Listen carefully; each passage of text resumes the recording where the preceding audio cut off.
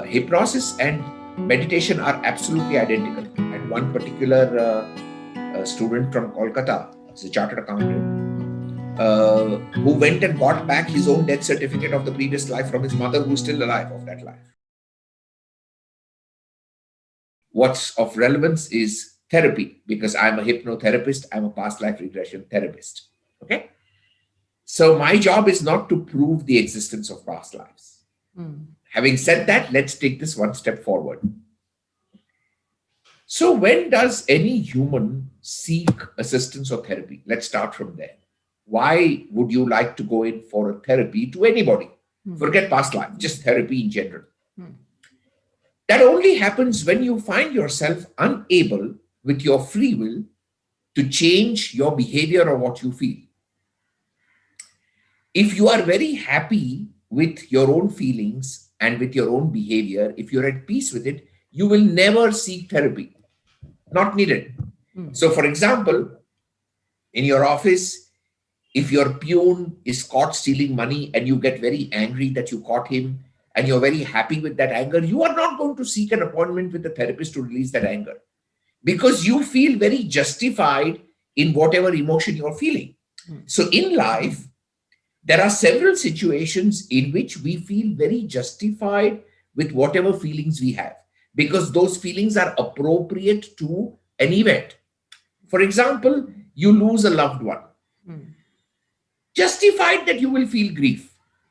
It's justified that you will feel sad. You're not going to go for a session for that. You get it? So as long as we are in peace with what we are feeling, we don't seek sessions. So when do we seek sessions? When we find ourselves unable to change what we feel, even though we don't want to feel. Right. Or we find ourselves unable to change our behavior, even though we want to change it. So that's the starting premise of therapy. Like if you come to me for a session and say, I get very restless and I want to find peace, I'll tell you, so be peaceful now. What's the big deal? Or I'm feeling very miserable. So my answer would be, just be happy. Yeah. And then you tell me I can't do it. So therapy begins from the premise that I'm consciously unable to get to where I want to go. That's the starting point. Now, if you're consciously not able to get there, the reason behind that is you have a subconscious mind that is 6,000 times more powerful than your conscious mind. And that's what is hijacking / controlling your behavior. So what is my job? My job is to open that subconscious space, because that's where the clue is as to why you are not able to control your own feelings or your own behavior, which is why I use hypnotherapy. Now, once I go in there, everything else technically is a label. Whether you call it a past life, whether you call it an energy that doesn't belong to me, whether you call it a relative who's passed away, it's basically a software program that I'm opening up. And then naturally, what do I have to do? If that software program is in there, without me getting overtly objective about it being a past life or not, because this is a very common question that the press keeps hounding us with. How do we know that what has happened is authentic? How do we know it is a past life regression and not a figment of imagination? Correct. And my answer is, who cares? Because I'm not here to prove that this is a past life. I'm here to assist somebody change their behavior. So for example, now it's a different story that people have such pathetic imaginations when they go into hypnosis. So if I'm taking you into a past life, you see the quality of imagination that we get, so-called imagination. I've got tuberculosis, my wife betrayed me and ran away, my cow had no food to eat. Now, if this is the quality of your imagination coming up in a session, how are you ever going to live happy lives? You can't even imagine that. Yeah. So if in an apparent past life session, you're wearing torn clothes, my job is to do whatever I do with therapy to close that file. That's the premise with which I teach the science. My personal belief is sky high, because I came into this completely accidentally and got many things sorted out, not intending to go in for therapy, which is where the deepest believers come out. But since this is an objective platform, and I don't want to sound as in a person who's trying to blow a trumpet for past lives out there, therapeutically, this is the approach that we take. So when you say past life regression, I'm just focusing on that right now. I know it's a therapy and it helps a lot of people. When you say past life regression, if I just look at it as a layperson, what you are doing is you are taking this person who is troubled or who has a problem or whatever the issue is, and you are taking her or him back into another life. That is correct. When you go from one life to the other life, what you're doing is there's a bridge to cross. That's Yes, death. that's correct. That's death. So is there your own personal kind of thought belief? What happens after death? Any light you can All right. shed on that? So, Yeah. sure. Let's again come back to the logical. So I'll ask you a question. In your opinion, Seema, does this pen have energy? Yes or no? Yes, because yes, it does. Yes, everything has energy. Correct. Why? Because matter is made up of molecules. Molecules are made up of atoms. Atoms are made up of protons, neutrons, and electrons are constantly moving. So everything has energy because you cannot move unless there is energy, which means there is energy in the sun, there's energy in the moon, there's energy in the planets, there's energy in the birds, bees, you and me. Everything is energy. Now, it might be then safe to hypothesize that this entire universe that we are seeing around us or experiencing around us is just energy vibrating at different frequencies. That's all it is, because the pen is not the phone and I'm not you. Correct. So what is separating the pen from the phone, or what is separating you from me, though we are all energy? It's the vibratory rate of our electrons. It's the rate at which we are vibrating. Correct. Okay. So if you imagine a scale, the whole universe will be on the scale of energy, everything there is. Now, science divides the scale into two parts.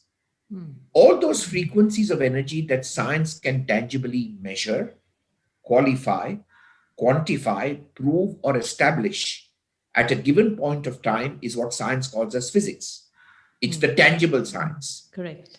And all those frequencies of energy that science cannot measure, cannot qualify, cannot quantify at a given point of time is what science will call as metaphysics. But if I was on Earth, say 1,000 years back, and I made a statement that there's a force here that's keeping us stuck like a magnet, what would happen?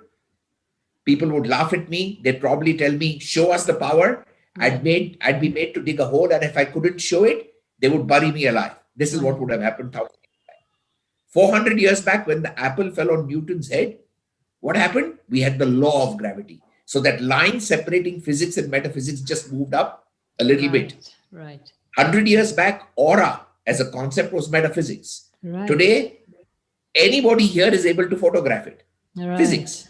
Right. And which is why every scientific invention is called a discovery. The term discover means discard the cover. So everything exists. Our awareness changes. Is this much clear? Absolutely. Logically. Okay. So if this is logically clear, let's look at us as humans now. We have three components that make us human. We have a hardware called the body.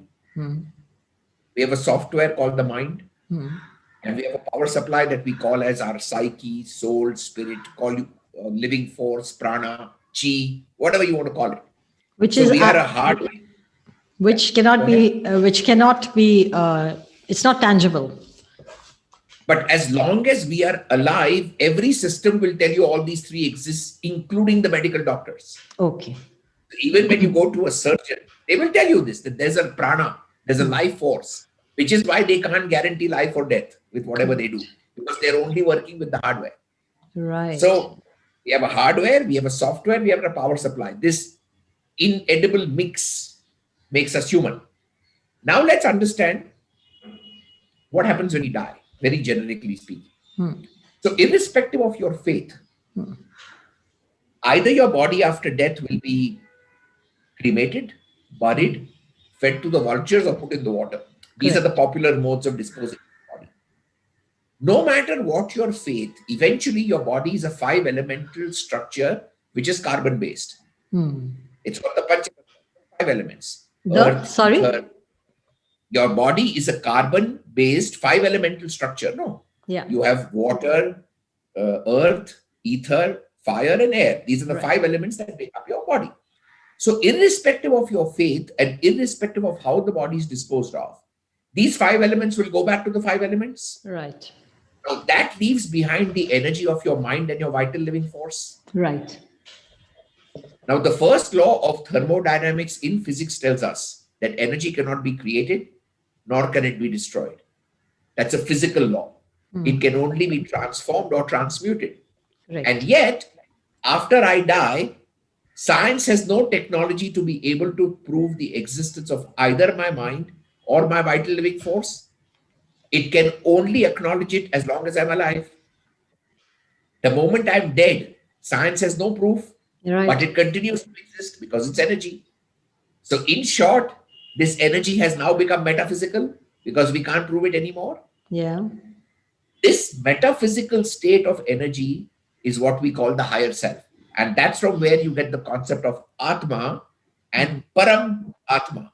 So the Atma becomes the energy that's in a tangible physical format, and the Param Atma becomes that part which is yours only, but no longer has the body, so that science can't prove it anymore. And every time you come back into a life, this is the circle you're going through. So you're coming into a physical form in physics, you're popping it, you're going back to metaphysics, back to the higher self, back to the Paramatma state, making your life plan, doing what you need to do, coming back again, and the cycle continues with life and death. The metaphysical part of our soul, prana, which is not been able to be proved, obviously. So when we Well, just one brief note here, there's a Russian scientist who has actually done experiments to prove the weight of the soul. Oh. It's there on your, yeah. Oh, The fantastic. technology is moving very fast. Yeah. Yeah, that's amazing. That's really amazing, because there's such a we all know, it's like we are not addressing that invisible elephant in the room kind of thing. We all feel we Correct. know, but we want to ignore it, or we're scared. Yeah. That it is a very frightening Yes. thing. But when you said, when say a person passes away, Yes. he or she turns into a soul, obviously, and then moves on to carnate again into a new body. Now, if that was the case, how do some people sense souls around them? Because if every soul is going from one body to the other body, why are there Yeah. souls around? If there So are. ideally, Yeah. if you look at what Shakespeare said, all of life is a stage the men and women merely players. Yeah. So ideally, when you finish your shot, you should exit the scene, right? If you exit the scene, the director of the play can give you a new costume and make you a new character and send you back on stage. Right. But what if your scene is over, but you refuse to quit the stage? So there is free will even in that stage. Yeah. Then actually what happens is, normally the same things that you hear about in classical religion and philosophy become the same reasons that will keep you on the stage even after you're dead. So for example, number one, you don't know that you're dead. That's a very common reason why people get stuck. They just don't know. So they're sleeping, and in their sleep they pass away and no idea. Or it's a akal mrityu, sudden death. So that's one reason. Number two, you know you're dead, but you've got some very, very powerful attachments on earth. Right. You're very attached to your family, or you're very attached to some work, or there's something you desperately wanted to do. And then that would keep you stuck. So these are which is also one of the reasons why even if you're going to be killed by the judicial system, they will invariably send a priest or a pandit to you to ask you your last wish, to make sure that you are at peace and you'll go. Right. Because those dying thoughts have this ugly habit of keeping you stuck in the system, even though you don't have a body. My God, I didn't think of that. Yes, of course. No wonder they have that Aakhri Khwahish kya hai. And also, that's the reason why, even in our culture, you'll always be told that when you are about to die, think nice things. People will play the part, and the Bhagavad Gitas and the Nanak Granths will be played. And, this is the reason. Because those dying thoughts have very, very powerful influence on the mind. They can either keep you stuck here or they can make you go. So I was reading somewhere that a person who passes away and his energy is all around, or, for some time before he goes into a new body, they do not have attachments. They do not have, they don't feel that, animosity or revenge or things like that. So then why would they feel that attachment to something on that they have left back? Because this is something I've read. I am not sure of this, of course. I've just read that they are like at peace. They are very calm. They know, what's happening. Correct. So what happens is, what keeps emotions attached to the mind is the DNA of the body. It's the body that makes you feel the emotion. See, what is the difference between an emotion and a feeling? An emotion is outside of you. A feeling is inside of you. Right. Okay? When you get angry at your staff for stealing, your blood pressure does not change. That's an emotion. But when you get angry at your child or your spouse and your heart starts beating quickly, that's a feeling. Now it's inside the body. Right. It's creating a psychosomatic shift in you. Right. Get it? Now, once it goes into the body, it sticks to the cells, the DNA. Now, when you die, you don't have the body anymore. So technically, you should feel nothing. So after you die, you get this kind of bonus that you don't have the body, so you can get clear-minded. If you get clear-minded, you won't hang around, in which case you will go up. You will cross over the bardo, as we call it.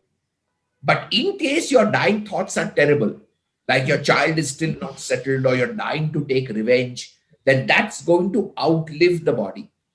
And then what this beautiful, tranquil, peaceful space you talk about is no longer there, because you're ruffled even after you're dead. So that brings me to a question which is very popular now. It's, do soulmates exist?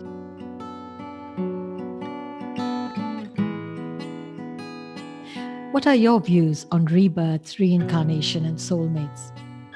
Subscribe and leave your comments in the comment section. You can also come on board our channel and share your experiences. Email us at takeontheuniverse@gmail.com.